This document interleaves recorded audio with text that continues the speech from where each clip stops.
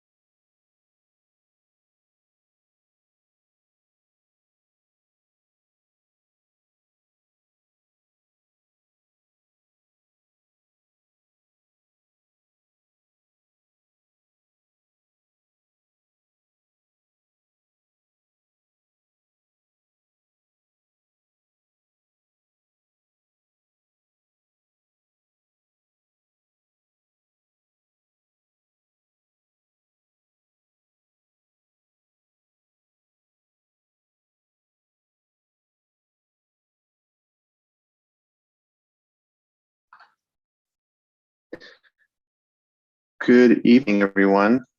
Seeing the time is 6 o'clock. Let's get started.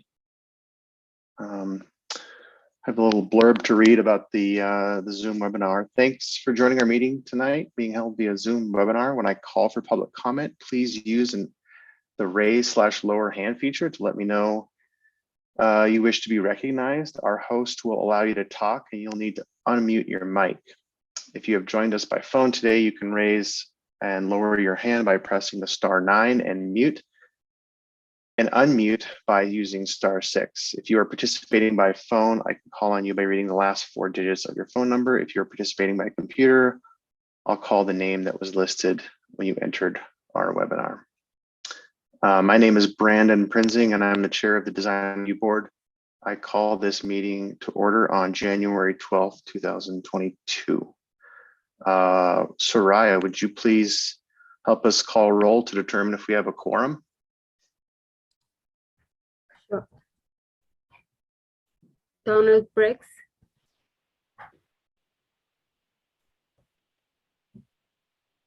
I see him present.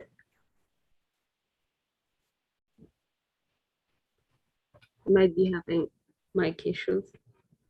Maria Chestnut, Present. Heather McMillan, Present.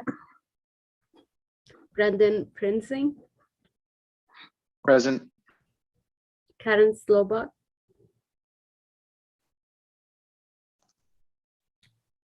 is present. Ryan Smith, Here. Levi Payne,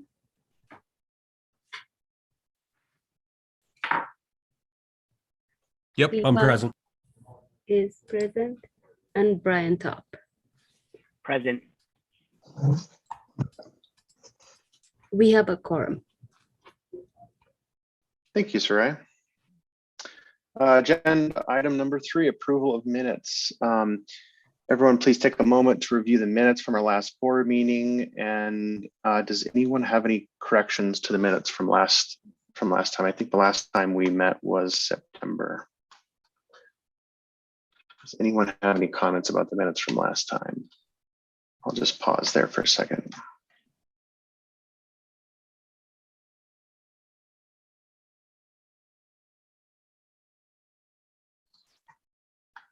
All right. Seeing no comment from board members on our minutes from last time. Let's see, all in favor of approving the minutes from last time, say aye. Aye. Aye. Aye. Aye. All opposed, say nay.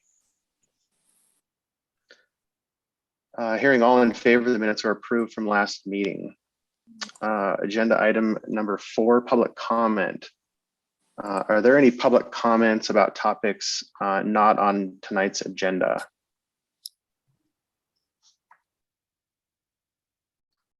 Looks like we have a few members of the public present. I'll pause 1 second to see them heard. Okay, seeing no public comment from agenda items not on tonight's agenda item, we'll move to staff announcements. Agenda item number 5. I didn't see any staff announcements on our agenda, but Madsen, Soraya, are there any staff announcements on your end? Sorry, I see Cassie too. Yeah. No, I don't believe we'll have, or actually, yes, next month we are hoping to have a design review board meeting to go over design excellence. We did have some staffing changes, so we weren't ready this month, but next month we plan to get on the agenda for that. Perfect. That sounds great. Thank you for doing that. I know everyone's super busy, so I appreciate you giving that presentation next time. We're looking forward to that. All right, agenda item number 6, moving on to the public hearing. Looks like we only have one agenda item tonight. So with that, let's move on to our staff presentation. Awesome. Thank you very much. Let me share. I'll just share my whole screen.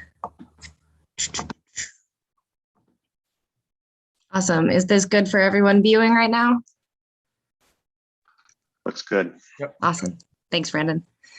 So, yes, my name is Madsen Mathias. I am an assistant planner in land use and planning at the city.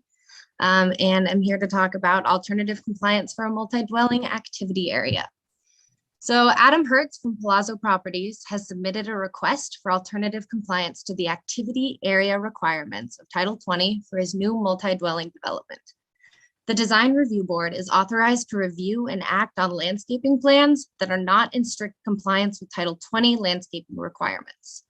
In order for the Design Review Board to approve exceptions to the activity area requirements, the proposal must meet the overall intent and purposes of the landscaping chapter, in addition to other applicable criteria. So the subject property is located at 1841 South 7th Street West. The property is bisected by an existing irrigation ditch, which is hidden by the trees in here. It is located in the Franklin to the Fort neighborhood between Russell and Reserve Street. The property is zoned RM 145, residential multi-dwelling. Abutting parcels are also zoned RM 145. The RM 145 zoning district permits residential uses and all residential building types, including detached house, duplex, townhouse, and multi-dwelling buildings. The applicable regional plan is the Our Missoula City Growth Policy 2035, which recommends a land use designation of residential high density. So the residential high density designation permits 24 to 43 dwelling units per acre. The RM 145 zoning district permits 1 dwelling unit per 1,000 square feet of parcel area, which equates also to 43 dwelling units per acre. The structures may be a range of dwelling types from small lot, single dwelling, large scale multi-story to multi-dwelling development. Multi-dwelling structures are expected to have a pedestrian, the multi-dwelling structures are expected to have a pedestrian relationship and parking screened from view. Relatable zoning districts to this land use type are RM 135, RM 145, RM 1.5, and RM 0.5. The proposed use of the site and surrounding uses are compatible with the land use designation outlined in the growth policy. So here's an overview of the site as it currently exists. The site is currently occupied by mobile homes, which have been gutted. You can see that near the irrigation ditch in the photo, there is very dense vegetation, reducing access to and visibility of the northwest corner of the parcel. The only current connection across the ditch at this location is in the right-of-way. Sidewalk installation across the entire frontage along 7th Street, South 7th Street West will be required for building permit approval, which would connect the existing piece of sidewalk shown in this picture on the right. And here is the proposal for the site. As this hearing is intended to focus exclusively on the proposal for the activity area, I have outlined and focused specifically on the space here on the right. The multi-dwelling building, other site landscaping, and parking must comply with all applicable regulations. One of the key components of this proposal includes the bridge that crosses the irrigation ditch and connects the 2 sides of the activity area. The applicant is proposing to remove the dense vegetation to create a usable, visible space. The vegetation will be replaced by a few trees, offering shade. A picnic table is proposed to be located in the northwest corner of the activity area or of the site to promote passive recreation from one side to the other. Additionally, Public Works and Mobility reviewed this proposal and the corresponding site plans and did not identify an issue of quality of life and safety with the parking density and access from the alley that dead ends. Engineering has expressed that this is a standard requirement for all structures to load off of the alley, and it is commonplace in the city. So this bridge, as proposed, is not the first of its kind in the neighborhood. Similar structures can be found at 8th and Grant, as well as the northwestern corner of Franklin Park. Additionally, the irrigation ditch at Franklin Park is used as a water feature to promote visual interest and passive recreation. So the applicants requested deviations for the board from Title 20 comprise first, Title 20, Section 206520 C1B, which first states that the common recreation area must be contiguous, and the proposed activity area is bisected by the irrigation ditch and is thus not contiguous. Second, Title 20, Section 206520 C1B1, which states the common recreation area must be centrally located within the proposed development. The proposed activity area is located in the northwest corner of the subject property and is thus not centrally located.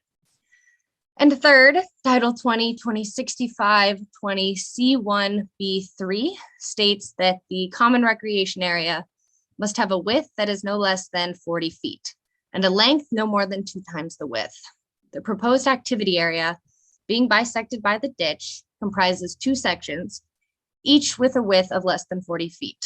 Were the ditch to be included in the width calculation, the absolute width of the activity area is 67 feet. So this is the site plan from the applicant, showing the width measurements and key features intended to meet the intent of providing for a common recreation area. You can see that the activity area is comprised of the 2 sections. If the ditch were not there and if the space were contiguous, the dimension requirements at minimum would be met. Title 20 also requires that 20% of the parcel be designated as activity area. The activity area meets the minimum size requirements. It meets that 20% requirement, not including the ditch in the measurements. So the board's decision ultimately relies on the review criteria outlined in Title 20, Section 208580H. So subsection 1 under this is first point A, that new buildings and structures are located to create a positive relationship with their environment, both urban and natural. The placement of the bridge in the activity area does play a key role in creating a positive relationship between users and the western half of the site. The bridge is centrally located, open for passive recreation, and physically connects the activity area on either side of the ditch. The extensive landscaping, screening, and concealment of parking in the rear of the property also aims to keep the site as aesthetically activated as possible, while still buffering the uses on the site from the neighboring properties. A fence and 5-foot landscape buffer are proposed along the eastern boundary line or eastern property line, which abuts a detached house. This development additionally triggers the requirement for sidewalk construction along the right-of-way where none currently exists. The placement of the activity area creates visual interest along the street frontage.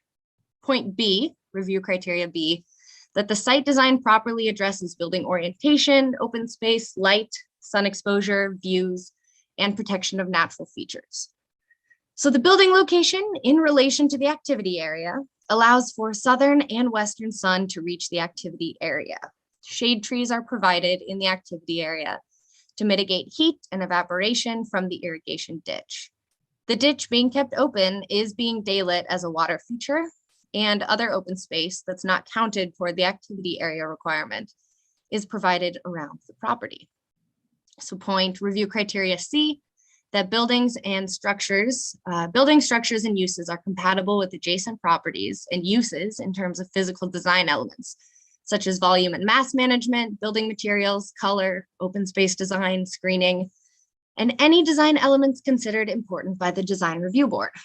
So the applicant does propose to maintain compatibility with the surrounding area through a mix of aesthetic and accessibility improvements, as well as conscientious buffering using both landscaping and open space buffers. The ditch is left unobstructed, similar to neighboring approaches, and the proposed bridge is consistent with the existing bridges on 8th Street and in Franklin Park. Within the zoning criteria, the proposed multi-dwelling building is consistent with the allowed uses in the zone and the growth policy land use designation. There are additional multi-dwelling buildings in the neighborhood and on the same block. Review criteria D, that the overall project will be attractive, functional, and safe in terms of pedestrian, bicycle, and vehicular access, parking, loading, and servicing. So accessibility is addressed in various ways on the site. There is a pedestrian walkway running through the entire site from the public right-of-way to the parking in the rear.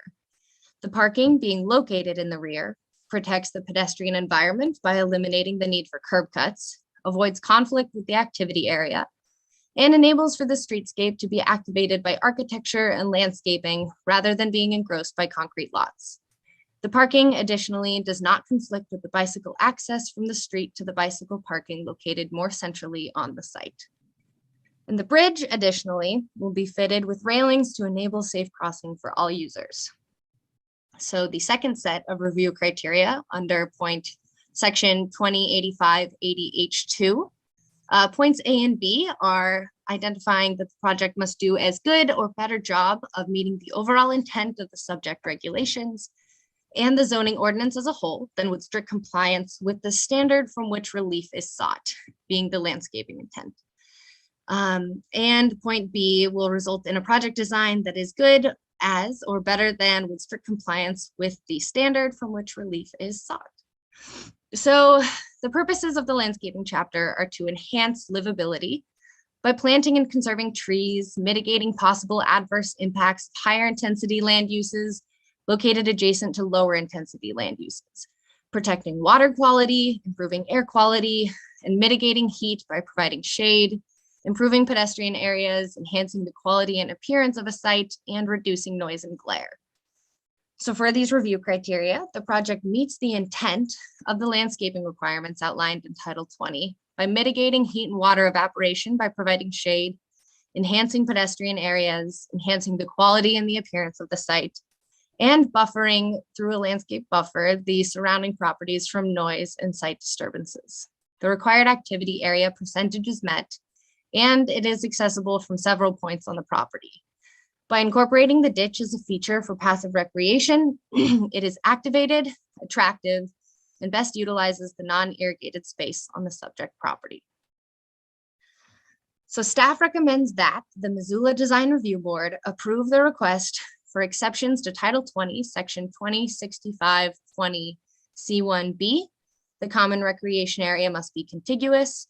Title 20, Section 2065-20 C1B1. The common recreation area must be centrally located. And Title 20, Section 2065-20 C1B3. The common recreation area must have a length no more than 2 times its width, with the width that is no less than 40 feet, subject to the recommended condition of approval, based on the finding of fact in the staff report and testimony heard at the public hearing. Staff recommends 1 condition of approval. Plans for the common recreation area submitted at the time of building permit application shall comply with all applicable portions of Title 20 and shall substantially conform to the plans submitted at the time of design review board review. Subject review and approval by Development Services and Parks and Recreation prior to building permit approval. Thank you. Thank you, Madsen. Yeah, I will be here to take any questions. Appreciate that. It's typical for us to ask the applicant to say a few words or speak. Would the applicant like to do that? Look, applicant is Adam Hertz, is that correct, Madsen? Yes, that is correct. So let's see, allow to talk. I think you're up, Adam. Thank you. Thanks for the great rundown, Madsen. I think everything was very well covered. I did just want to briefly reiterate, just based on some of the public comments that were received, we're really just talking about the landscaping plan here with the activity area. There were a lot of comments about alley access and parking and apartment, multifamily zoning and those sorts of things. And just wanted to reiterate that all of those items are things we'll be complying with per the existing zoning. We're not asking for any changes there. We're just asking for a reasonable accommodation here to deal with a unique site that has an irrigation ditch running through it. And I'm more than happy to take any questions. Thank you. Thank you, Adam.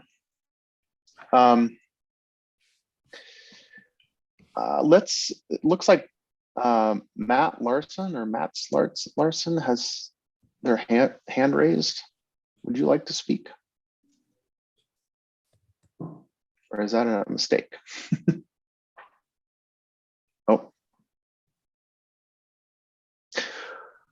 Well, hearing none there, let's what does everyone think? Board members just kind of jump in about their thoughts. I think there was a really good presentation by Madsen and staff, and thanks, Adam, for your comments about that. Who has some thoughts?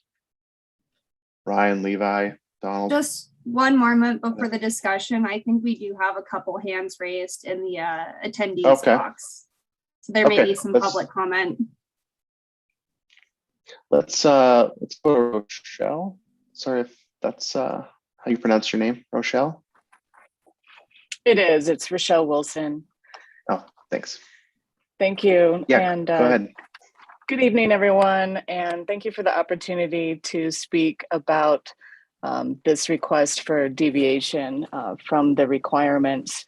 I understand that, what the scope is of your inquiry this evening, and that we're basically looking at how they are needing to deal with the common outdoor recreation areas that are required for multi-dwelling buildings containing 10 or more dwelling units, right? But I do think that the proposed findings of fact do not adequately address the review criteria. And I think that it's important to note that the criteria D talks about the overall project not only being attractive, but functional and safe in terms of pedestrian, bicycler, vehicular access, parking, loading, and servicing. And so I think that the scope needs to consider how this proposed development is going to impact those things. And I think that there are some safety concerns and some hazards. I don't think that the proposed findings have really adequately addressed the criteria that the board needs to look at. I've got a few points on that, but I do think that it isn't compatible with the other units in that area, the other housing in the area, even though there's a multi-dwelling unit at 1847 that the, I believe it's the Karras' own, and submitted some comments about that that I think are really important. But that is maybe 2 units and it looks like a house, right? So I think that saying that there's a multi-dwelling unit on an adjoining property on the west side of the proposed site mischaracterizes what it actually looks like. What you see there is basically detached house residential places there. And I think that one of the things that is really important here that you have to look at and what distinguishes this from other proposed construction is that this is a 3-story, 12-unit multi-dwelling building, right? And it is embedded in the block, and so thereby it differs from a lot of the other ones that we're familiar with on Johnson, even on Catlin. Those are all positioned on the end of the block, okay?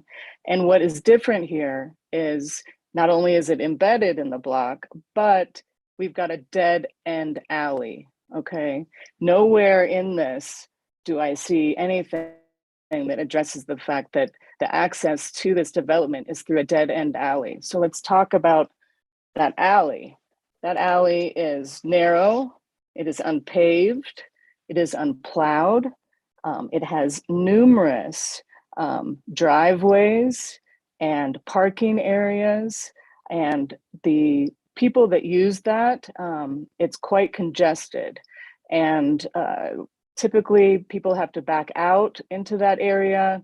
Just this last week with the snow fall that we had, there were trucks getting stuck back there. The garbage truck has to back in and out of the alley.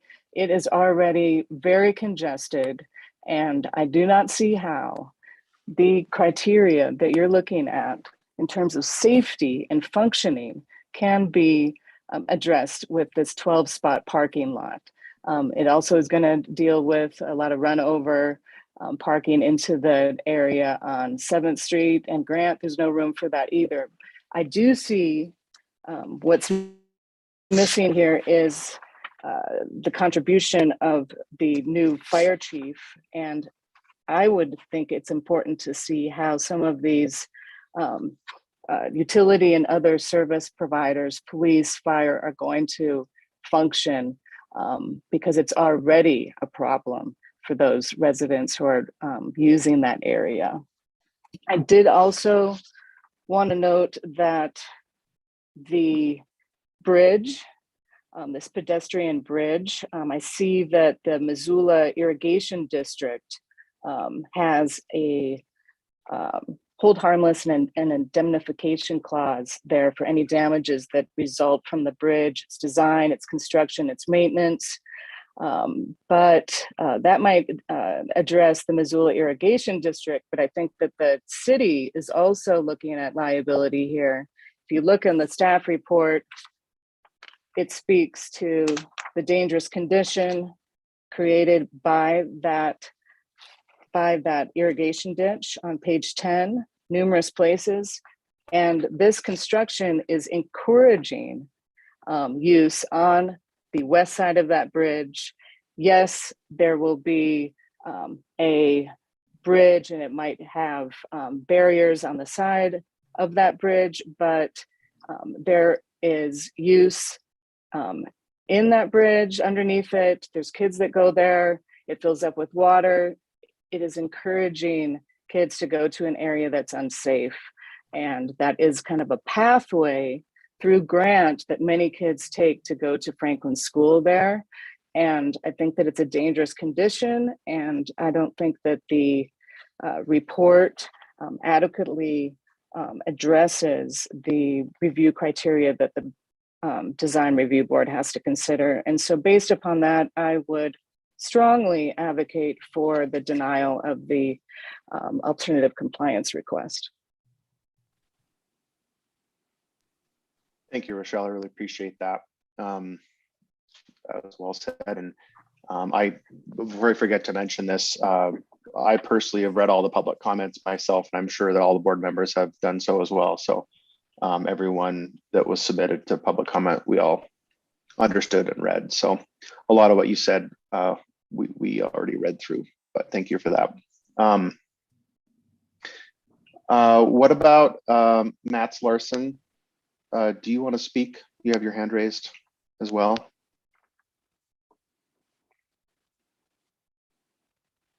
Sorry, thank you for allowing me to speak. This is Matt Larson, Ward 3. Oh. I have some professional background as a manager to an irrigation ditch. They are very dangerous. I'd like to double down on pretty much everything that was commented before. And I'd also like to make the committee aware that comments 3 through 5 are not available for viewing on the schedule. They are actually just Adobe Acrobat banners. So they are not properly allowed. We have not properly allowed for all that comment to be seen by us, the public, although you may have read it on emails or whatever. It's not available on the current agenda. That's comments 3 through 5. Anyway, back to the irrigation ditch. There are numerous safety concerns with irrigation ditches.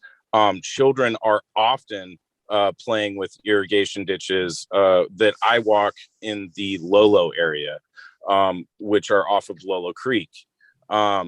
There's often debris that gets caught in all these bridges and crossings. That's like a numerous occasion. Every time the wind blows, essentially, more than 5 miles per hour, you can look at debris blocking up on these bridges. There's also easement issues on the banks of the bridge or on the banks of the ditch itself. Whomever is tending to that ditch or owns that ditch, the ditch association, whether it's the Missoula Irrigation District or whatever, I'd like to hear, the comments from those owners whom are responsible for cleaning and maintaining that ditch, because there's a 10-foot easement, I believe by state law, that's allowed on either side of the ditch to maintain it and clear it from debris. So essentially, I agree with the comment that this is actually encouraging playing in the ditch, which in and of itself is just a dangerous and bad activity, especially adjacent to a bridge or a crossing or something that you can go under. It sounds a little ridiculous, but a simple Google search will show that many people die yearly from drowning in ditches, small children especially. And yeah, I would like to also point out that it is kind of laid out in a deceiving manner in that there's only 4 units that appear on most of the maps and plans. You have to dig pretty deep to realize that this is a 3-story structure. And so that's just kind of weird. Also, yeah, the comments from Karis are very alarming. They're basically threatening lawsuit because of the change of grade and trespass onto their property in order to change the grade back in that back corner that is all overgrown with vegetation right now. So that I don't see how that can be glossed over or just not even mentioned by the committee here, because it's basically just walking us right into a lawsuit. They've all but they've all but threatened it and filed it already. So I'd definitely read those Karis comments, and I'd love to hear what everyone on the committee actually thinks about that. Again, do we have any comment from the ditch owners or the people that or entity that is involved with maintaining that ditch? I'm sure that there are numerous liability concerns that will arise from this being built. Thank you. Thank you, Matt. Really appreciate that. Very well said, and brought up some points that were very important. I see that Samuel Karis is on as an attendee. Would you like to say something, speak, or Brandon, Elizabeth Bloom? Can I step in and Yeah, just go want to ahead. add one thing? Yeah, okay, thank you. Okay. That in this process, the Irrigation Ditch Company has reviewed and approved the plans for the bridge as it currently is shown on the proposal. So that was answering one part of what Matt's brought up, but they have seen it and they have approved it. Thank you, Matt. A quick question Appreciate about that. Have they approved just the bridge itself, or have they also considered it being considered part of a recreation area? They have approved the bridge as a part of the rest of the plan. So as the bridge exists in the recreation area, that is what they signed off on. Cassie, if there is anything that you can think of that you want to add to this as well. But that was my reading of it, my understanding as well. Yeah, and Adam may know a bit more about what was turned in with the to seek out approval for that bridge.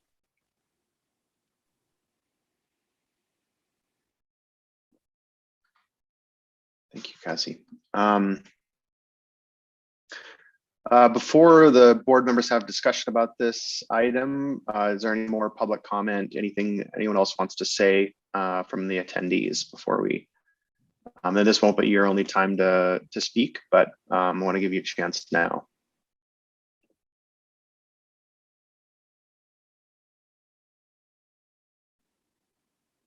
Okay, doesn't look like so. Looks like Adam did raise his hand, the applicant. Oh, they're still raised. Adam, if you're permitted to talk, if you want to. I think you have to unraise your hand because it keeps raised if you're so. I yeah, did there just, you go. I'm happy to address the piece with the Karis property, but also, don't want to speak for Sam. It sounds like he's on the meeting, and if he wants to speak to that, I welcome that, but I'm happy to take questions on that because we have started towards a resolution on that issue.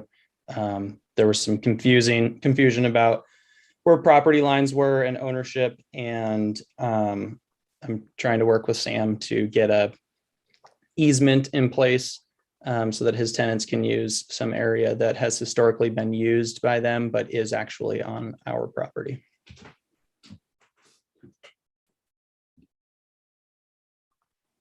Thank you, Adam. Okay. I'd like to have a discussion with board members. Who wants to start? If no one wants to start, I can kind of jump in. But I have a quick go ahead, question Ryan.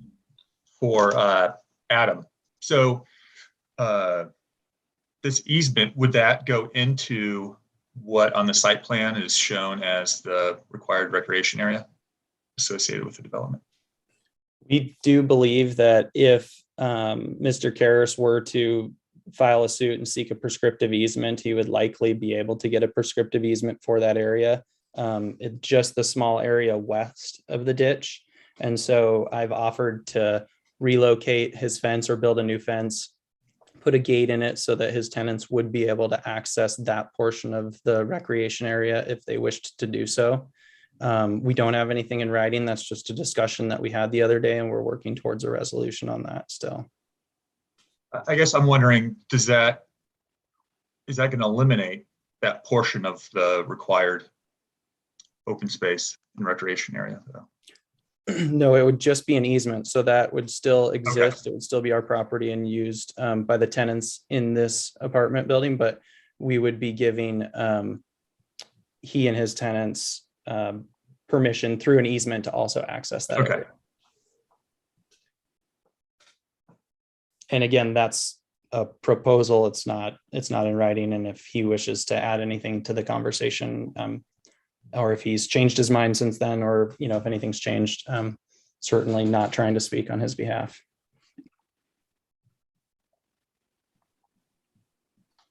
Looks like Mr. Karras has raised his hand, so let's okay. Go ahead, Samuel. Can you hear me? We can. So right now we are in talks with Adam and his team. My team is kind of talking about how we're going to take care of that triangle in the corner.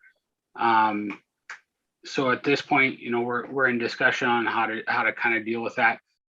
Both of our legal descriptions are a little bit awkward to how they were written back when they divided this back in 1941. And so we're working through those together.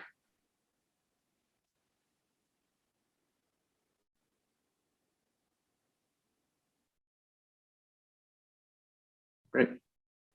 Thank you, Samuel. Mr. Karras, do you have any other comments or thoughts on the project? You know, not really right now. I mean, okay. my main concern was getting the property line and that triangle taken care of and that kind of stuff. So my tenants weren't losing yard that we've been using for, you know, 21 plus years since I've owned it. So really that's my main concern is getting that taken care of. Okay.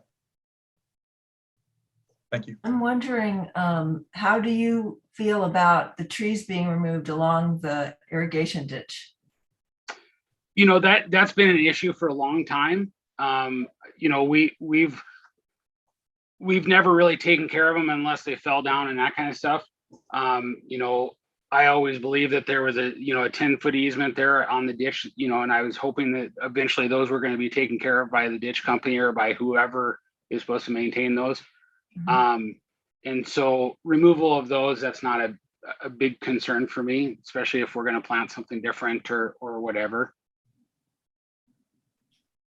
So you guys, it's not like, I'm not that familiar with that particular piece of property, but I'm just wondering if there's an element of beauty or shade that they're providing or erosion control, or if they are just snags and dangerous and, you know, like what's a better way to go with that? The reason I ask is because a number of the points made by the like what we're supposed to check and make sure we're in alignment with as far as the board goes have to do with protecting the natural features. So just want to check that out. Is that a question for me or for somebody else? Yeah, that's for you and your tenants, just because you know the area. Yeah, so, you know, it's one of those things, they're old. You know, they've been there since I've owned it for 21, 22 years, however long I've owned it. Mm-hmm. You know, every time it blows, you know, real heavy wind and that kind of stuff, we're constantly picking up branches on our side. You know, I'm sure they do provide some shade and that kind of stuff. You know, I've never lived in the house or anything like that. So I don't know if it gives shade on the side of the building or anything like that. It sounds like Adam is planning on putting some trees up and that kind of stuff, you know, and I'm sure that'll also beautify my side and that kind of thing. So, you know, I think with him going to plant something that'll probably suffice, but they are old trees and, you know, they've never been really kept up by either myself or the ditch company or whoever, that if those trees actually sit in whoever's ground that is. You know, I've got an old cedar fence that's on my side of the ditch that kind of blocks a lot of that stuff, but it does hang over and like I said, in wind and that kind of stuff, we're constantly losing branches off of those. Thanks. Yep.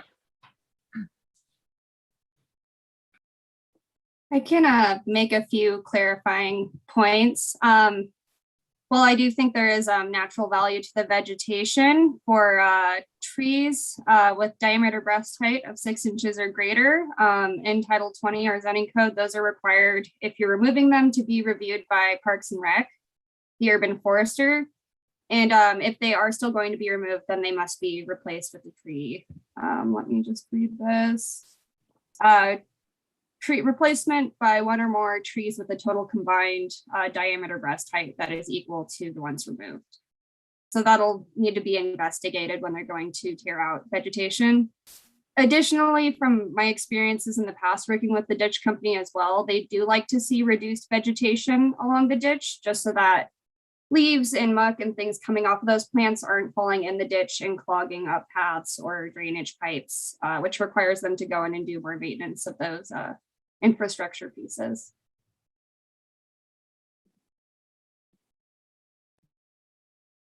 Thanks, Cassie. I Cassie, have a for further I have a quick question, sorry. On the ditch, I noticed on some of the other images, and I've seen this around town, that there's a fence that kind of keeps people from going into the ditch. And right now the vegetation is kind of creating that buffer because of how dense it is. Is there proposed to be a fence along the top of the ditch bank for safety concerns there?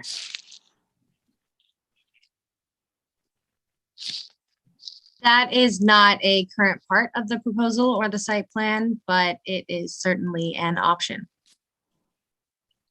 Okay, thanks. Just for further clarification, Cassie, you might want to answer this or not, but in reading the packet and all the comments, I believe Parks and Rec has reviewed the proposed plan, and the condition that's being proposed is that they have to, at the time of permit, they would approve all those trees and replacement, correct?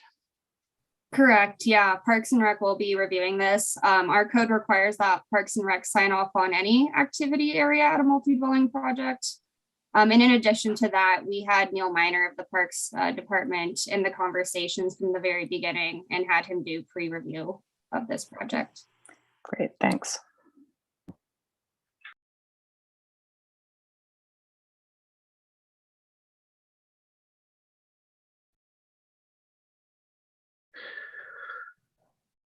Well, I can say a few things. I think it's important, at least from my point of view, to think about these decisions holistically.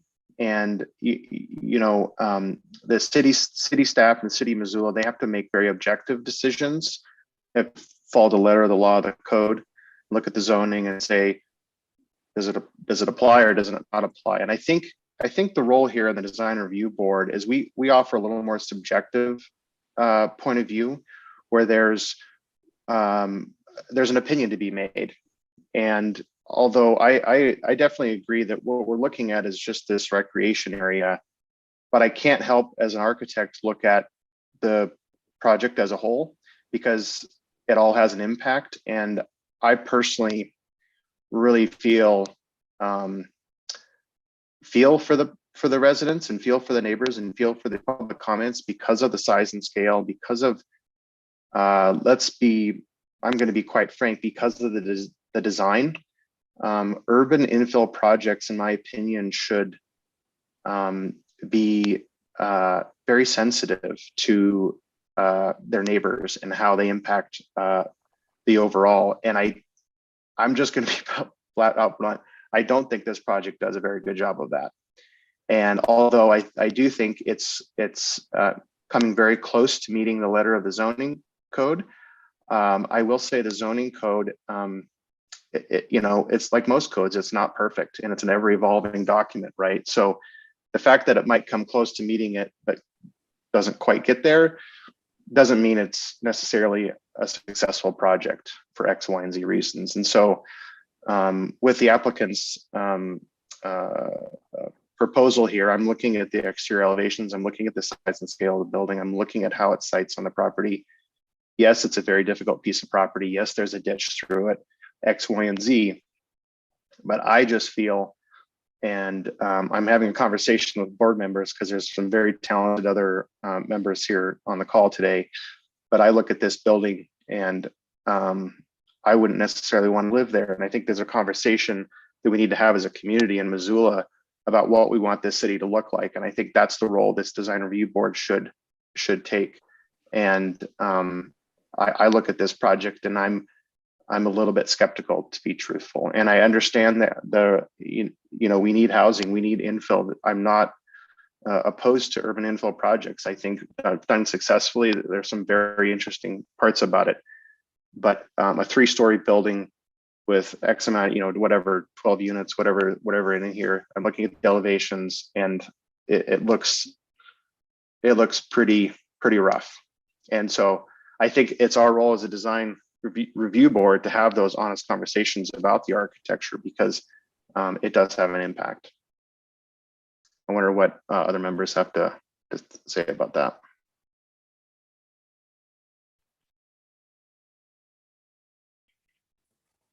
Yeah, I have a comment. I think we're supposed to look at just the 3 exceptions to the requirements as they relate to the recreation area.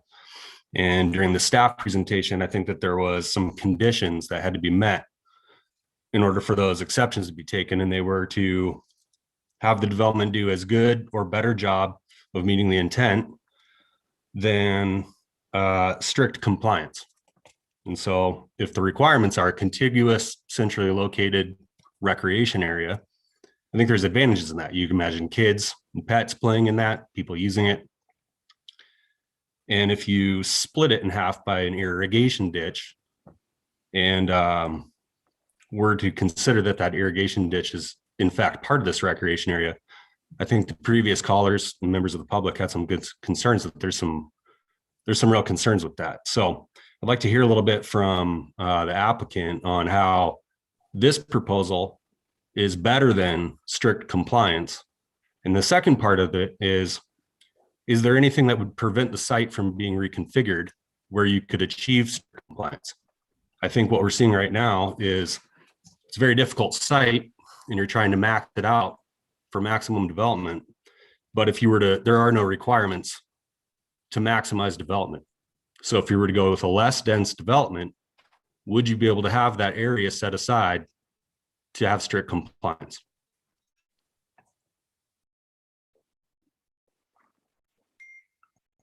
We're not actually at max density on this property. It's zoned for 15 units.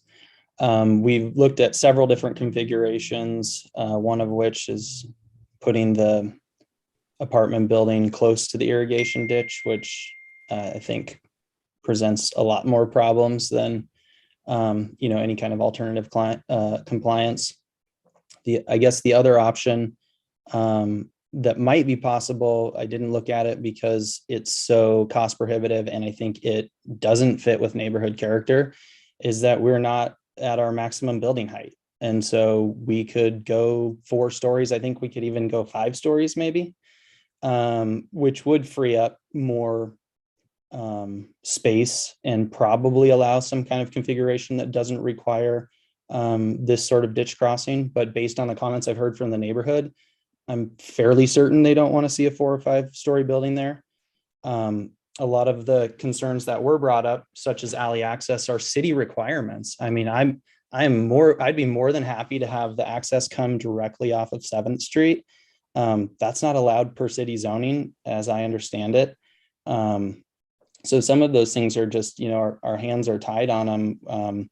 Parking is supposed to be behind the building. The building's supposed to be closer to the street. So, I mean, in meeting all of the other strict requirements within the zoning code, there's not a lot that we can do different other than, building another story or 2 higher. Would you be able to meet these requirements if you reduce the density, and thereby the parking would go down and you'd be able to have strict compliance with the requirements? Well, if we built less than 10 units, we wouldn't even have to have an activity area. So I suppose, yeah, it'd probably be really easy to build 9 units and not have to have an activity area. And how is this proposal better than strict compliance with the requirements?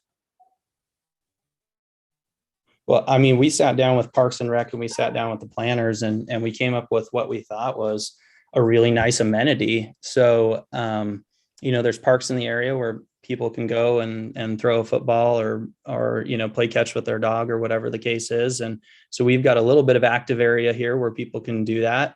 But we also thought it was really nice to have the area with the picnic table and the shade trees and the sound of the ditch going by where somebody can go, read a book or work on homework or be on a Zoom call or whatever the case is. So we really think that it's a great amenity that actually, improves the area.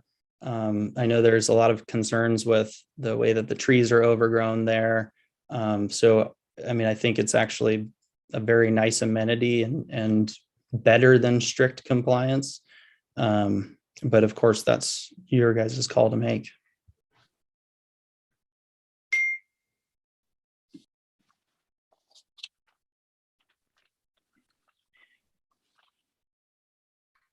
Levi, I had similar questions as you or comments as you as well. I guess I want to hear maybe what the definition of an activity area is, because a good portion of this one I don't know meets the intent there. A lot of it's actually unusable within that area. And so I don't know if maybe somebody from the city could talk about the definition or intent of what the activity area is. Yeah, and I'll hand this off to Madsen in a second. There actually is no intent statement around the activity area itself, other than it is split between, or can be split between, common areas, patios, balconies. So it does aim to have a mix of sort of those private and public spaces. There is the purpose of the landscaping chapter as a whole, which is what we were looking at, since it is the only intent and purpose statement anywhere in the landscaping chapter. And Madsen, if you'd like to touch on some of those. Of course. So yeah, as she said, there is no direct intent, and there's also no outline definition for the common recreation area. But in the same section in which the applicant is seeking deviation, it identifies that the common recreation areas must be, or such areas must be, readily accessible, be usable outdoor spaces with seating, landscaping, and other active or passive recreational features such as grills, sports and play, which was mentioned by Levi, and facilities for such. And so they could include recreational facilities, swimming pools, recreational rooms, and so forth. And that is what is identified as the intent and definition in Title 20. And we can touch too on the broader landscaping intent, since that's the purpose of the entire section. Yeah, of course. So the landscaping intent, a lot of it is focused on conservation and protection of the natural resources, not necessarily one-for-one protection of what's already there, but general, using our natural resources to improve the quality of life. So protecting water quality, air quality, urban heat island effect, enhancing our pedestrian areas, again, providing shade, reducing impacts of noise and glare, as is often seen with screening, enhancing the quality and appearance of projects, and then encouraging sustainable landscape practices. And some reach or more stretch intent is green infrastructure, permeable pavements, and so forth.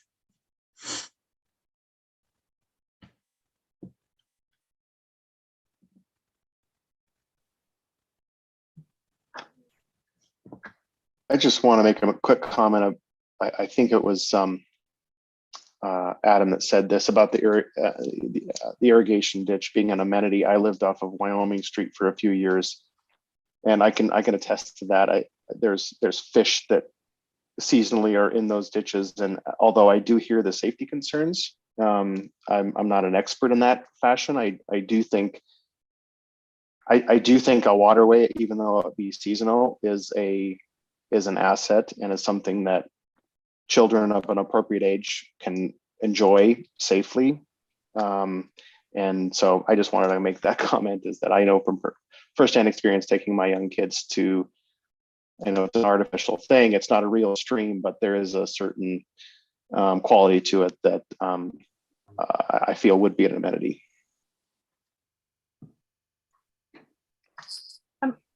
Heather, I don't want to interrupt. Go ahead, Maria.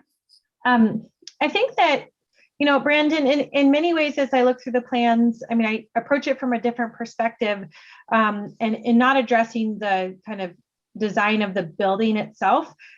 I actually kind of appreciate the site layout and what they're trying to do for the property.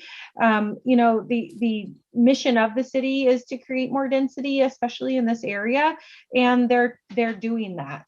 And they're doing it at a scale in which is needed, and they're creating these areas for people to recreate instead of going down to the smaller number of units where they don't need to do this. You know, I've been kind of zooming around this area as we've been talking, and you know, it goes under the street, the irrigation ditch it does at 7th Street West. Because I'm not certain that we're creating any more hazards than are already in the area for the irrigation ditch itself. And you know, I don't personally know about the parking, but it does seem as though, you know, the alley does end here. And so at minimum, these people are kind of creating their own issue at the end of the alley. So I actually appreciate what they're trying to do. And I look at it now, and it is a group of 4 trailers, I believe. So it was already a very multi-family, you know, if you think about it in the amount of like bedrooms available, it's actually not significant increase. That's fair. Thanks, Maria. I think I will add, this is difficult. I had the heads up and spent some time thinking about this. So I'm a neighbor. Full disclosure, I live in the neighborhood on 14th and Garfield. So I am a stone's throw away, and I'm very familiar with the site and the PUD that's next to it. And on the other side, and I've walked the neighborhood with my dogs, so I get it. There are a lot of really bad examples of multifamily in my neighborhood, and it's infuriating because I develop multifamily. So I know that there's a better way to do it. And so to Maria's point, I agree. This is a difficult site. We did by the food bank, we dealt with a ditch, had a triangle site, and it was a nightmare, and we had to get really creative. And I think this team has done a decent job of addressing the ditch and trying to best utilize the site. I think that outdoor common area will be a nice amenity. I appreciate working with the neighbors who might not have been their property, but that they've been using it for 20 years. It's uncomfortable, and I like the fact that they're opening that door and working on an easement that may or may not be in place yet. I don't mind that it's a kind of a bifurcated common area, outdoor area. It's, you know, being on a ditch with water, and there are safety concerns, but it's already there. That exists. So you may have to bushwhack to get into the ditch, but it's there. And so this is opening it up. There's more view lines for that. The bridge is nice. And I just think I like the pedestrian connection from front to back. For bikes and walking. I park 3 cars off of an alley as well, and it's a pain, but I mean, this is a little more structure than what's there now. Garbage is definitely going to be an issue. They're already backing in and getting super creative, so I imagine this will be, you need to make sure we're addressing all of those needs. In general, whether the architecture is great or not, I mean, that is subjective, and it's still better than a lot of the stuff that's built just down the street for me right now, where they didn't have any requirements, and this is actually formally being reviewed. So I'm in support. I think this outdoor space will be used, and I'm trying to decide how much to comment on the architecture, because we're focused on that. Is this a better use of, is this in the spirit of the outdoor space? And I think it is. So in general, it's not contiguous. It's a ditch, it's cut. The site doesn't allow for it to be a courtyard in the middle, but it's almost a little bit better outdoor space, use of the ditch, and sharing space with the neighbors. So I'm still considering, but I'd love to hear other conversations around it. I have a question about, so the trees that go along the ditch, we're talking about removing most of those. Do they offer a visual screen if the building is tall for the neighbors? So that, is there a possibility of retaining some of the larger mature trees if they are actually a nice visual screen?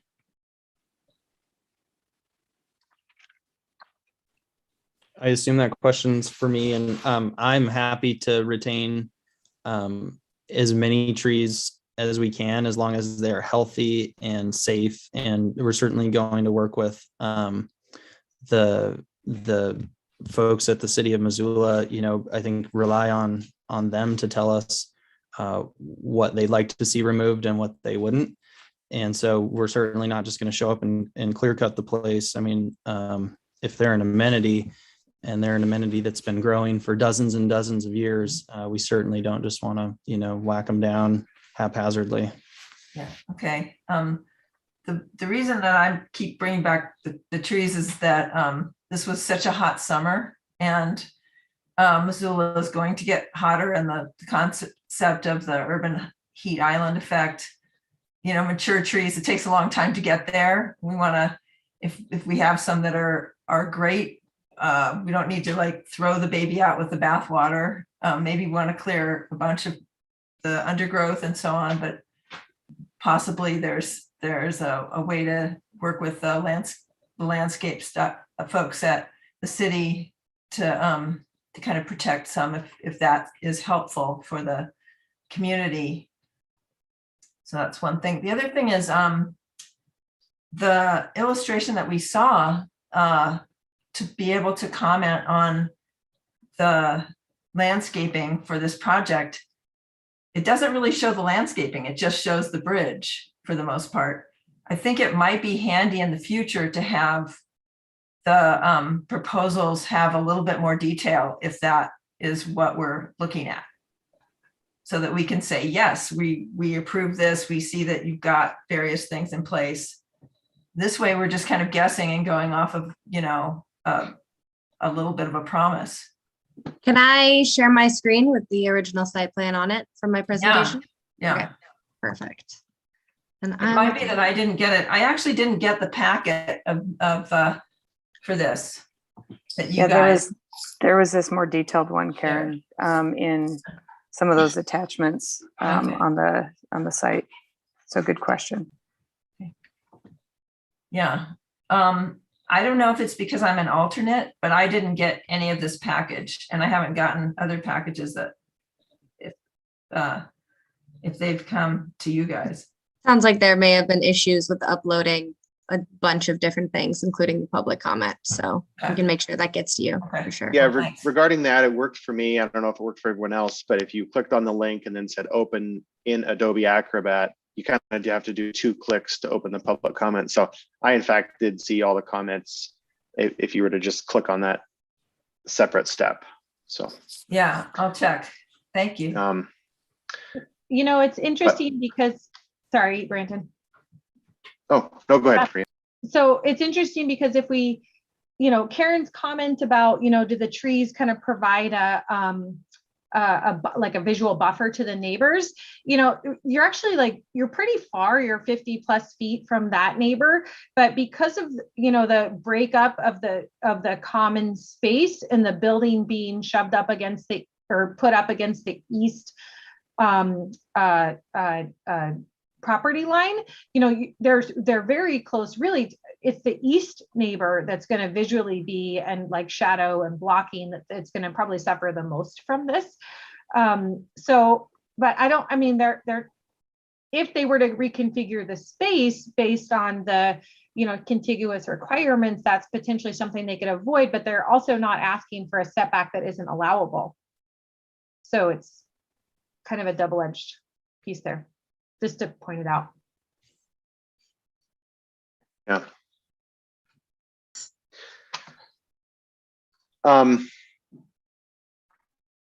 Thinking of other board members here. Donald, do you want to say anything? Ryan, you have comments? Yeah, I've got another question for Adam. I'm a little confused looking at the site plan here because the units front to the east, correct? That's the front elevation.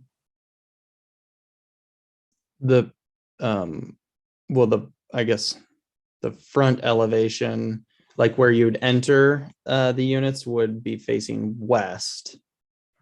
Well, that's from the parking lot, right? But what is to the east? There's doors and patios on the east side. Correct. Right. And where does that lead to? They're just like patios. They're just a place for somebody to have a barbecue or whatever. Okay, maybe I'm looking at this wrong. It looks like, if I'm looking at the west elevation with the stairs, that looks like the back end of the building to me. That's, I'm looking at the east elevation. That looks like that should be the front and should have street access. And so the only way in and out for the tenants is through the parking lot. Is that correct? I believe they can come. I think we actually had to make a change to our design so that they could come off of 7th Street. Yeah, I can speak a little bit access to from the west side. multi-dwelling requirements. There is required to be at least one door facing the street, so you should see a door on that elevation. And then those patios that you see to the east side do count toward the area requirement for the activity area as well. That square footage is allowed to be split between the common area, balconies, and patios. So it is serving toward that requirement. Cassie, those are private outdoor areas on the first floor and their balconies on the upper floors, correct? Correct. Adam, correct me if I'm wrong. That is correct. Okay, so I'm trying to look at the context here. Is the property to the east of the dwelling, are those other residential lots? Yes. Yes, those are detached houses, single family. Okay, thank you. It looks like we have a few hands raised too. Christine and Sam, would you like to make a comment? Yeah, thank you. I'd like to come around to a point that was brought up at the beginning of the meeting by Rochelle, speaking directly to the review criteria D about the parking area. We live at the end of that alley at 1854 South 8th Street. And I would like to hear a bit more about how they plan to deal with the dead end of the alley there with parking and snow removal. I was wondering if there was a plan for that. It just feels like when that will inevitably happen, it will back up directly into our exit from our fence there.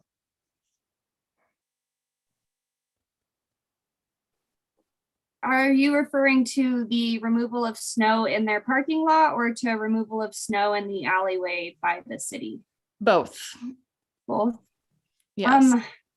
I think I can let Adam speak to the snow removal plan a bit on site. That is required by our engineering group. So they do have them call out places where they will be storing snow on site. They review the building permits and they've also taken a look at the site plan. As far as snow removal in the alley, that's a little bit outside of my expertise. We can try to get you a contact for the Public Works Department that deals with maintenance if you are experiencing issues with plowing in that area. But yeah, I will try to get you a contact for that. Let me find out. It does sound like it hasn't been thought about, like no one has brought this up. It does dead end. This does need to be addressed if you're planning to funnel people through that alleyway to park there. I don't feel like that should have been an oversight. So this has, and I want to address that this report, the staff report and the application, the final application is sent to all of the different agencies at the city, and specifically the ones to which it is relevant: Public Works and Mobility, the transportation, which incorporates transportation and engineering.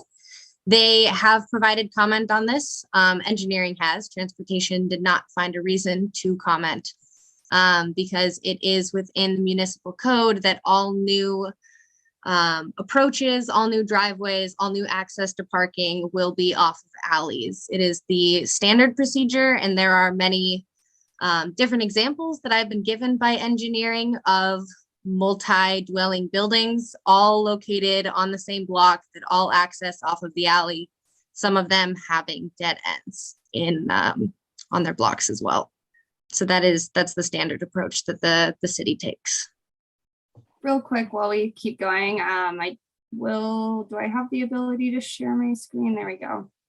On our website, I just see if you can see, can you guys see the link? We do have a snow plowing concerns or comments form, which will go to the department that maintains those alleys. So if you're seeing snow plowing issues in the alley or the city is not maintaining it to what you would hope, I highly recommend reaching out to them through this form so that they can try to remedy those issues. And just a general comment about parking in the alley. I know there's been, conversation about that, just purely from an architectural and planning point of view. Removing cars from being parked in front of the building and putting cars in the back of the building and having the architecture and the landscape be pedestrian facing is good urban planning practice. And so that is in our Title 20 zoning code. And yes, there are challenges, but it's in my opinion that cars should be out of public view as much as possible. And so I just kind of wanted to mention that just from a good urban planning standpoint. I also just want to, before I forget, I want to come back to Levi's comment because I think it was a really good one. And the 12 units being proposed here, I think everyone should understand that if 8 units were proposed, the recreation area wouldn't be required and the parking requirements would be fulfilled. So to me, it's very cut and dry with this proposal. This application is, we're here today because it's 12 units. And if it was a less density, even though still high density for the area, 8 units is still a multifamily dwelling project. It's eight units.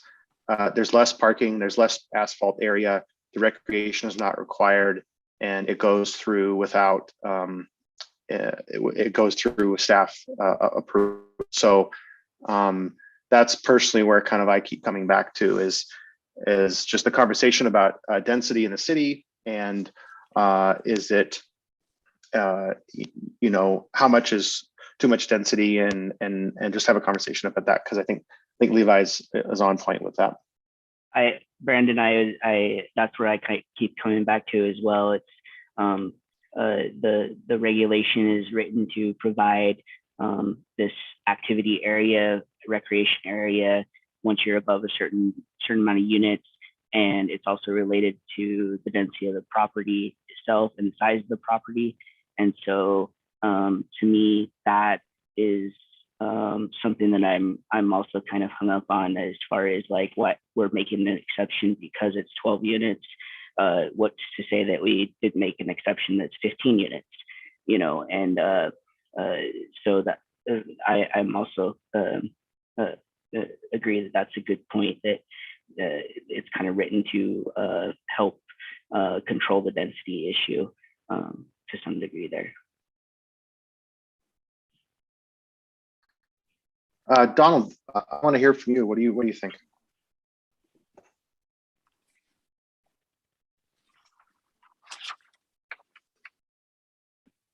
Am I unmuted yet? You're good. I may have a little bit of spotty internet reception here. I'm in Whitefish this week. I also did not receive the packet. I feel like I just got the initial information this evening, so I'm kind of trying to absorb all this and digest it to some degree. I've not seen the building elevations that you're referring to, and I didn't receive the packet. So make sure that I also receive the packet in the future, if you would. I'd love to review this a little bit closer. So I really don't have any really serious comments. I feel like the density is a big issue, and I understand that if we lowered the density a few units, they would pass with flying colors. So I think I think it's important that we can create affordable housing and higher density in the urban area. But at this point, yeah, I just need more information. I really don't have any concrete thoughts at this time. Thank you. Thanks, Donald. Rochelle, do you want to say another? There's a couple of hands raised still, or is that just a holdover from last time? Let's see. Am I unmuted? You are. We can hear you. Okay. Okay. So I just wanted to respond to one of the board members' kind of inquiry about the east side, and it kind of goes with another comment of a board member. I think she was about ready to say how everything's shoved towards the east side of the development. And so my residence is at 1829 South 7th Street West, and I am, my home is set back from 7th Street, and it's located on that dead end alley, accessible only via Garfield between 7th and 8th Street. And it's directly across from a walkway from my neighbor's home that's located at 1839. And the proposed 3-story, 12-unit apartment is directly behind my neighbor's home. So my home faces the east side of the proposed development. And, I know that we're talking about that these common area requirements only really kick in when the building has 10 or more dwelling units. And I just want to make sure that everyone understands that, I guess it's 1,040 square feet of those usable outdoor spaces. That's consisting of 4 ground floor patios. Yes, there's I think 5-foot setback and a fence there, but there's 8 upper floor decks lining the east side of that 3-story multi-dwelling unit. And, basically because of the challenges of that ditch and the 4,600 or whatever square foot parking lot, the site plan positions, the multi-dwelling building against that whole east side of the property.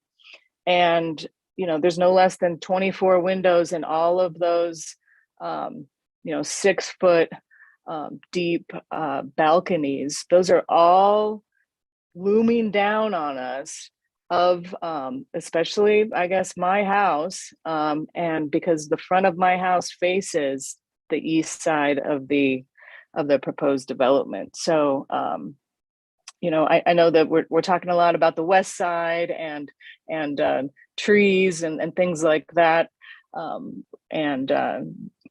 Bordering, property owners on that side, but the proposed development of this 3-story, 12-unit space, with all these 1,040 feet of usable outdoor spaces, that's all going to be looming down, completely destroying any privacy of any of those houses back there. So I just don't want that to be lost on everyone. Thank you. Thank you, Rochelle. Appreciate that.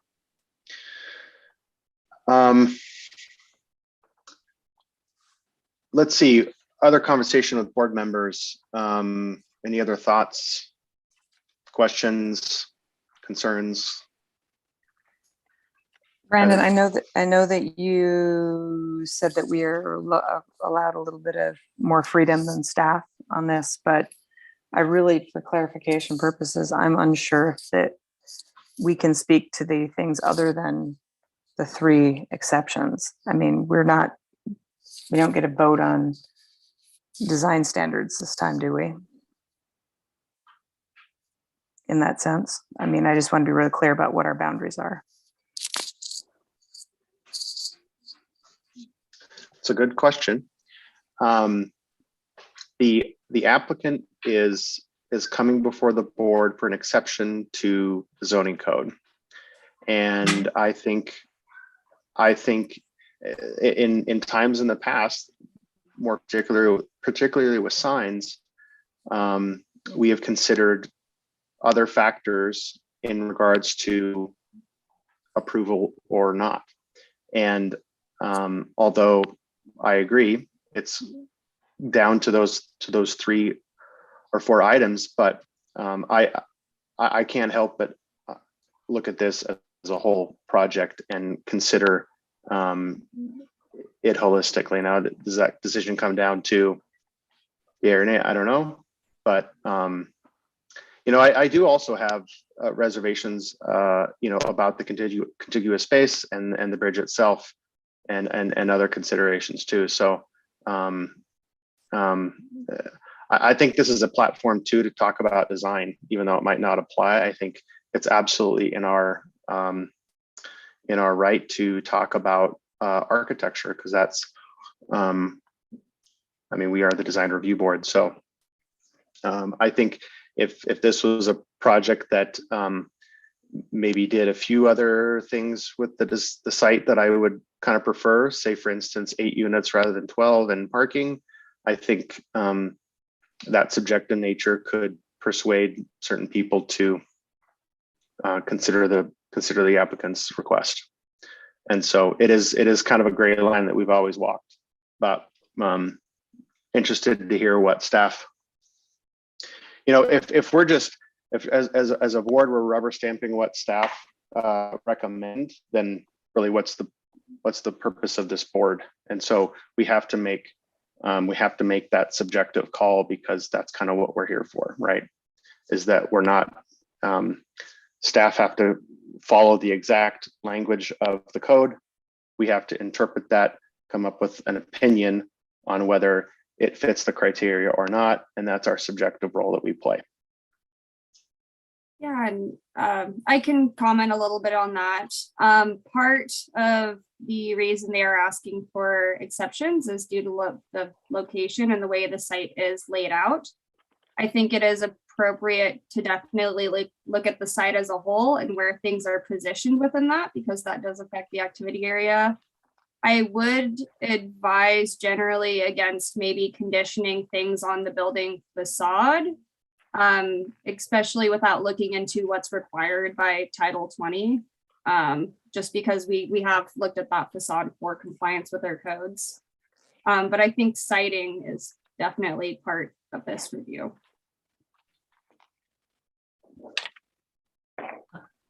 I just wanted to add that I work with architects and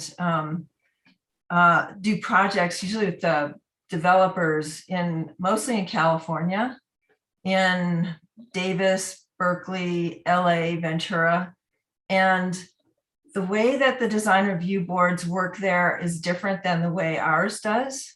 We are just getting off the ground, but generally how they work is if there's a project that's larger, anything larger in the community, that goes through the design review process, not just if it has some kind of variation that needs special permission, like a variance. We're kind of being used as a variance clearinghouse, but that's not the way it happens in other communities all the time.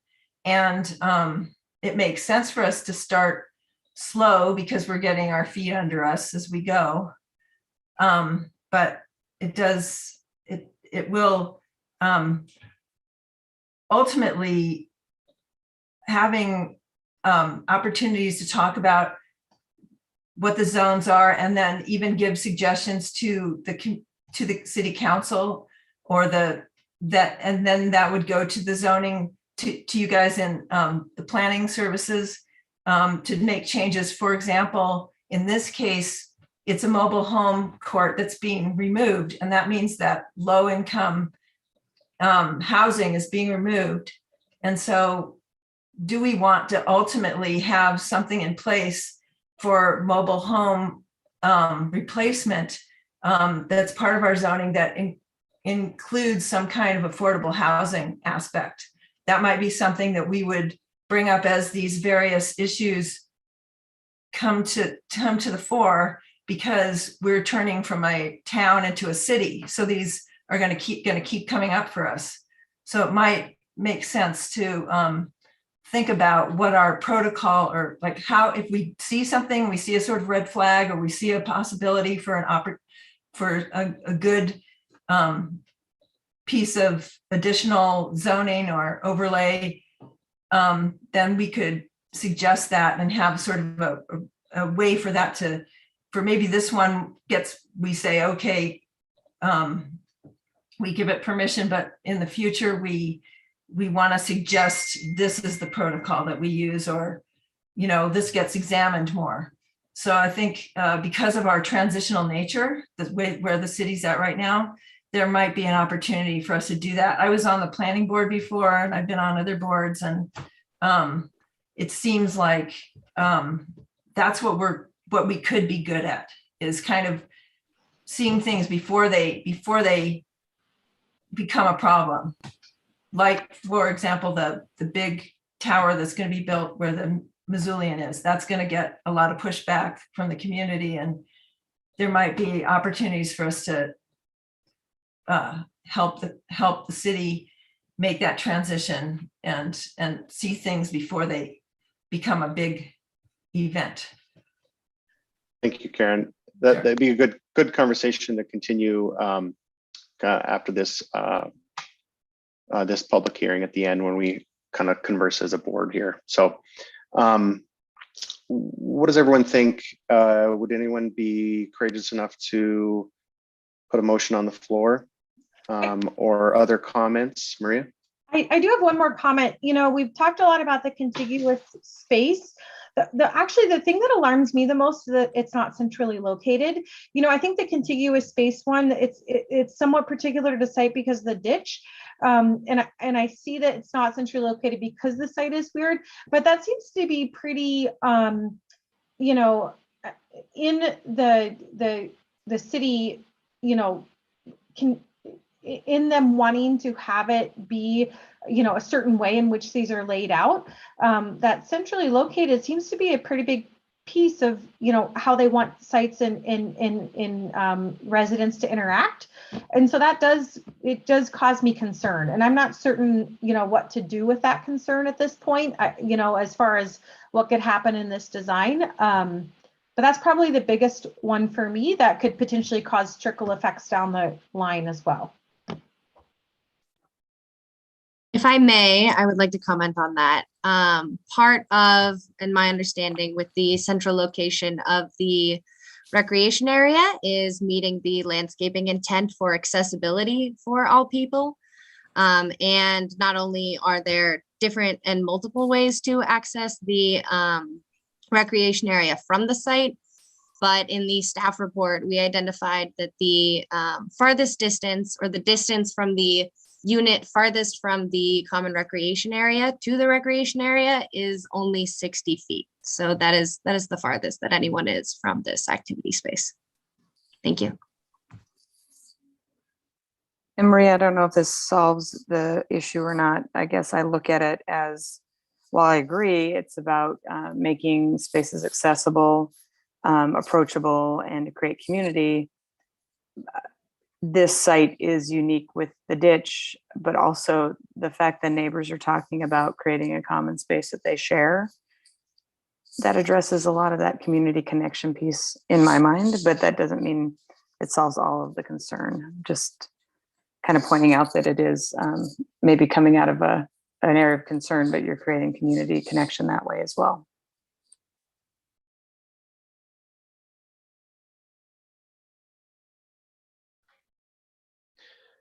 Okay.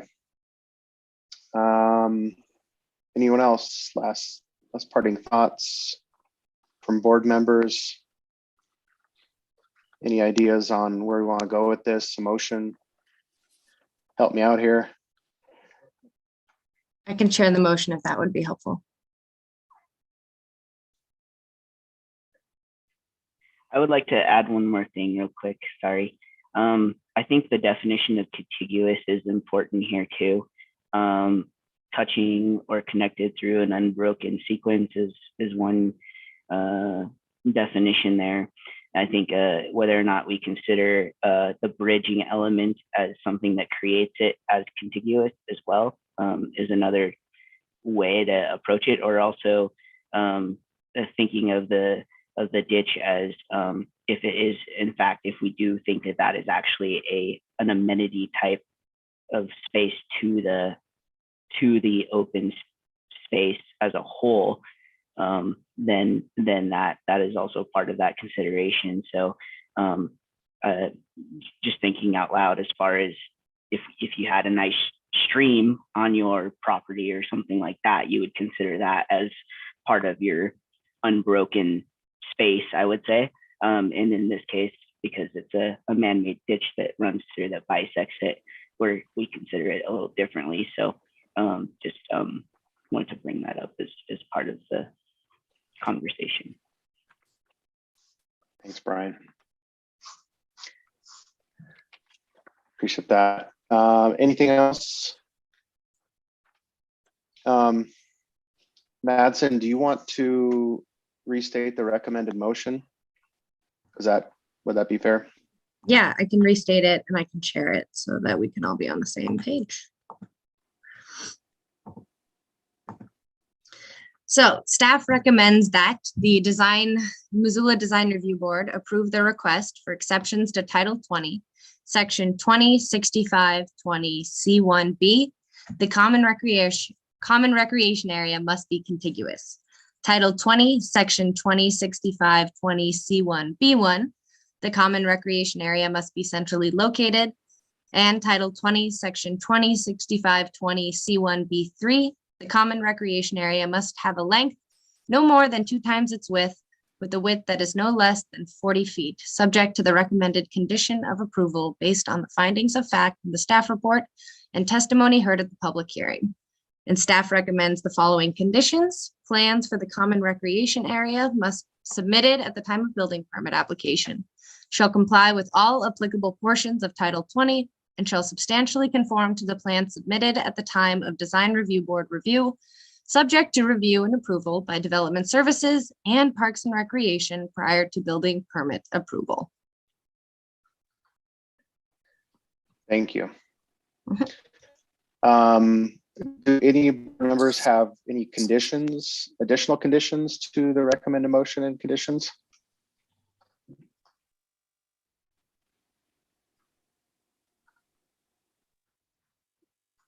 Doesn't sound like any. How does everyone feel about a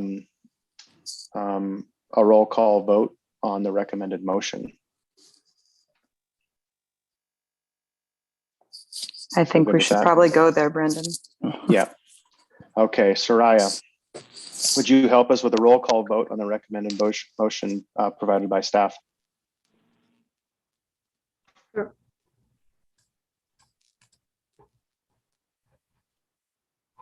Donald Briggs.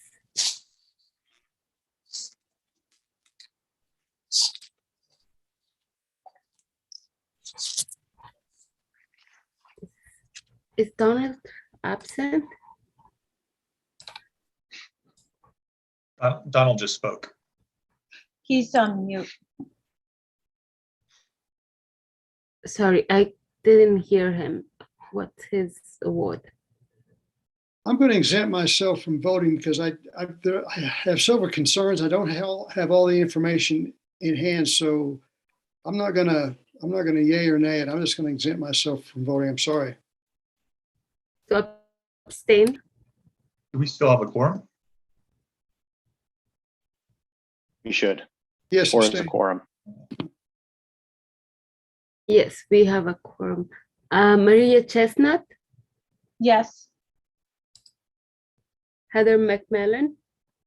Yes. Brandon Prinsing? No. Ryan Smith? Yes. Levi Tain? I feel like I'm obligated to vote no. No? And Brian Top. I'm also a no.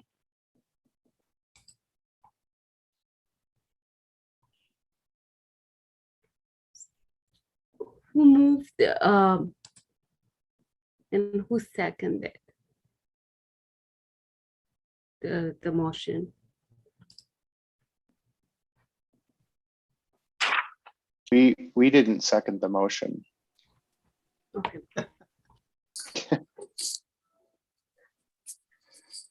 We just voted on it because there were no conditions. Did we need a second it? I look at that as a tie. I don't know what that means. Help us out here, staff. So we have 3 yeses, 3 noes, and 1 abstain.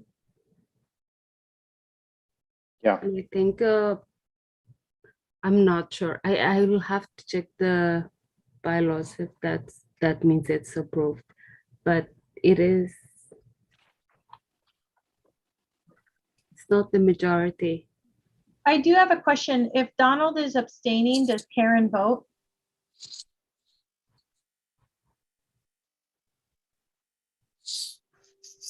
Probably something we need to check the bylaws on as well. I think that's right, because when I was on the planning board, I think that's how we did it. But I'm wondering, you guys, is there a condition that perhaps has to do with the architecture, which is causing folks to say no, or is it a more general thing?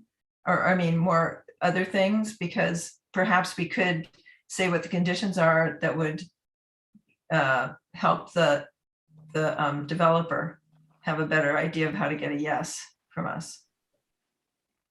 Well, I think staff's point, we can't dictate what architecturally they can do to the building. That's sort of out of our obligations here. You'd have to tie it back to the review criteria.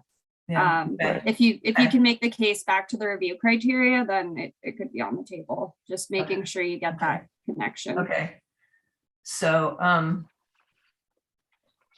yeah, I'm okay.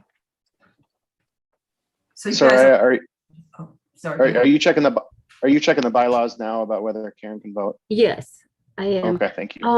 And regarding Karen, the alternate can vote if the regular member is not present. But it doesn't say, or I don't find any information if we don't have the majority. And for voting, a motion will pass if we have majority, and we do not have majority voting right now.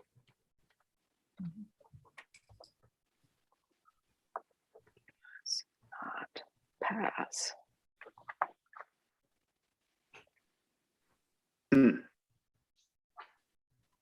Staff, what are the next steps for the developer? And is this a very clear not pass? And is there another path that they can take? Yeah, their options if the motion fails to pass would be either to submit a design to us that complies with all of the codes, and that would just go through building permit review and be approved, or they could modify their design and try to come back here. Those would try to be their options.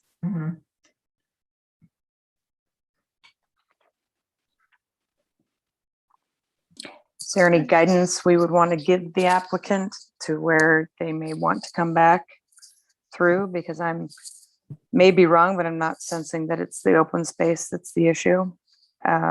Primarily, the exceptions themselves. But I mean, we didn't really get into a lot of detail on that.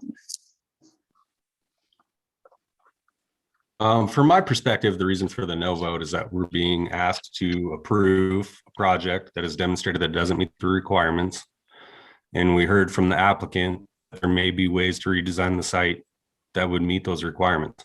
So, each site has challenging conditions, and it's the job of designers and our zoning code to ensure that certain standards are met. So if you can't develop a site with a density that allows you to meet the requirements, I think that's the obligation that we're all here to do. As an architect myself, I hate telling someone no. I mean, that doesn't feel good to do at all. And it's a challenging project and a challenging site and a challenging decision here. But I think this is a very clear example of why these standards are in place. Yeah, I would second that, Levi. That's the reason for my no as well, is that we oftentimes are not maximizing density because it just doesn't work. You have to go back to the drawing board, and that's my basis as well. I would echo Levi's comments as well. Has nothing to do with the architecture, in my opinion. For me. Oh, I wonder if it'd be helpful for them to hear what we think is working well, so they don't redesign that out, or be, just for clarity.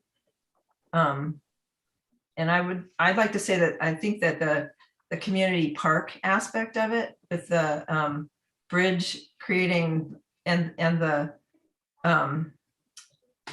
waterway is a nice, that amenity that's naturally there is great, and that the fact that the community can use some of that is great.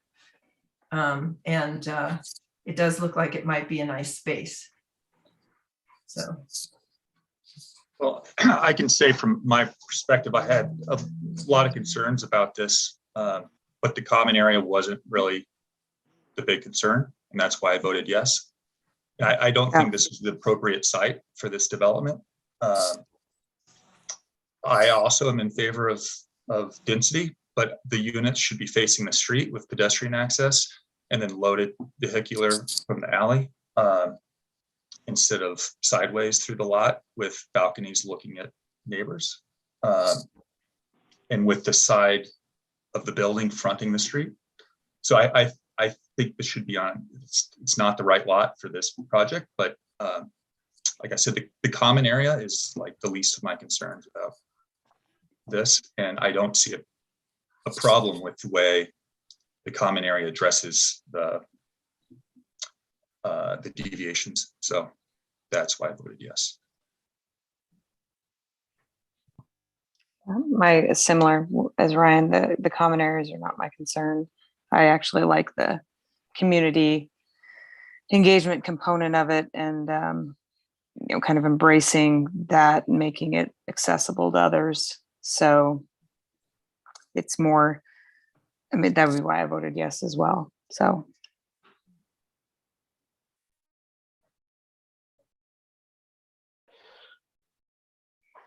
So correct me if I'm wrong, staff. Who wants to talk? I heard someone. It sounds like the motion doesn't pass, and they would likely have to come back to the board. Not necessarily. They could just go Okay. to building permit with a compliant design, which aside from sure. the activity area, their design does comply with zoning, and we could just approve it administratively. Sure, They yeah. just need to modify their activity area and site design to meet the code. Gotcha. Okay. Well, I really appreciate all the comments, public comments, the conversation, the thoughtfulness of the board members.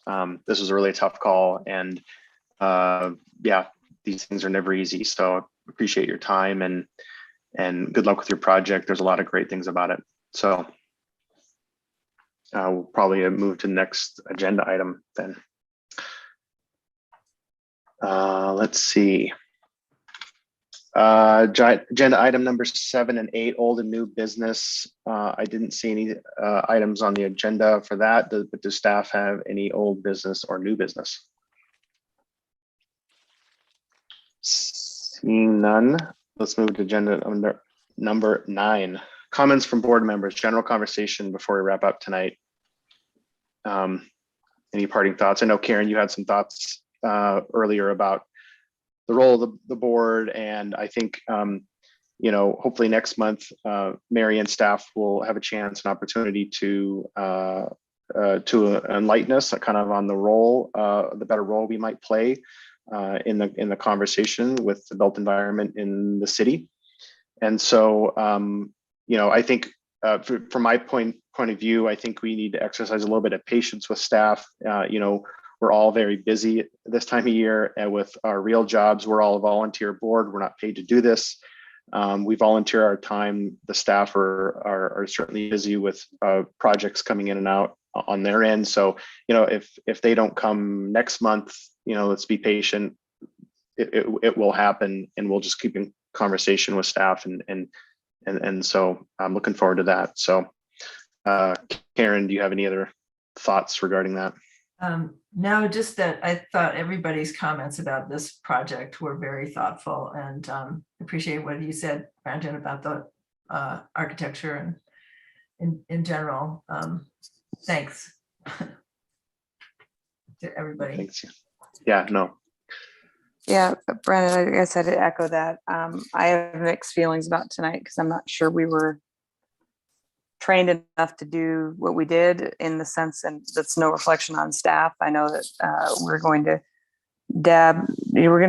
learn this as we go, and we'll get more up to speed, but I just don't know what the why and what we can vote on. I just think there were some lines that were a little bit blurred on what we were being asked, and we need us all to have access to the packets, and it could have been a tech issue, all the things, but we need to be a little bit better, well-oiled to handle these pieces. And it's why we were asking, and I know that we're going to get there. So I'm cautiously optimistic. I'm a little frustrated just because I don't know what exactly we can and can't, what our boundaries are. I'm an architect as well, and I care greatly about design in my everyday job in development, and being a neighbor too. I care that this project was a hell of a lot nicer than a lot of the crap that gets built in my neighborhood. So I'm a little frustrated, but that doesn't mean it was still perfect. So we got to find those edges. So I'm looking forward to the conversations we have. Yeah, no, that's certainly fair. And my comments about the architecture are kind of how should I say this? This is a public platform for us to discuss all things site related. We can't condition, or I think Cassie, you said it well, but we can't condition, oh, you need to change that building massing and we're not a design review board, as Karen, you were saying earlier. We're not reviewing architecture. We're reviewing this sort of variance with the site in relation to Title 20. That, in my opinion, that doesn't mean that we can't offer thoughts and a conversation about the architecture and how it impacts the site, looking onto neighbors, number of units, density, those sorts of things are absolutely should be had as conversation in this review form, because that's kind of what it's here for. They're asking for a variance that the city can't make a call on, and we're that subjective nature. So we have to say, okay, here's the site. Do we think it benefits? Do we think it's beneficial? And so we had to make a call tonight, whether it was or wasn't. And so, but our role is definitely, we're walking kind of a tightrope. And so hearing more specifically from staff and Mary on that would be very enlightening. I can speak a little bit to it. Again, those review criteria are kind of your decision-making space for the vote itself. In addition to public testimony, you can consider public comment as well. We do often like to see if something isn't quite where you guys would like it. In the past with BRB alternative compliance, I've seen them condition it into something they do agree with to move forward. That's been common in the past. Yeah, but really, and we are heading into a code reform project over the next few years. So I heard especially Karen's comment about sort of what can you guys do, your decision-making space. that will be a time where we can look at those review criteria and even revise them to be more useful. If you guys have input on that, we'd really like to hear it. Yeah, I think that would be a good conversation to have because I know that's a healthy exercise to go through it. But as a prime example, this project can come back as the same number of units, the same number of parking, and be 4 or 5 stories per our zoning right now. So, and that wouldn't do anything for the neighborhood either. So just that we have some inherent problems within the kind of the rules that exist. And this is a healthy conversation to have. So I think hopefully we participate in that those zoning conversations, and we just get a little better each time we go.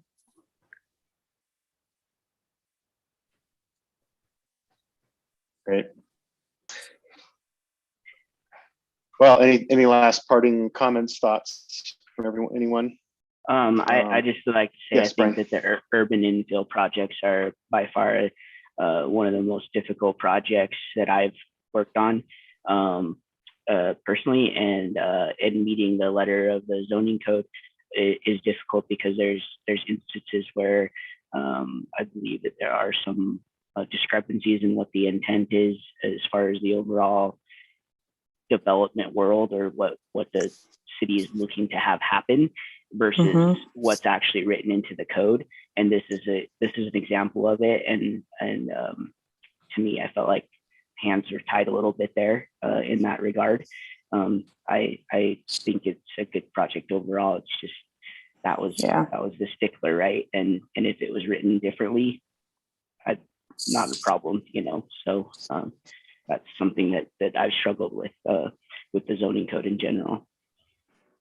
Yeah, agreed.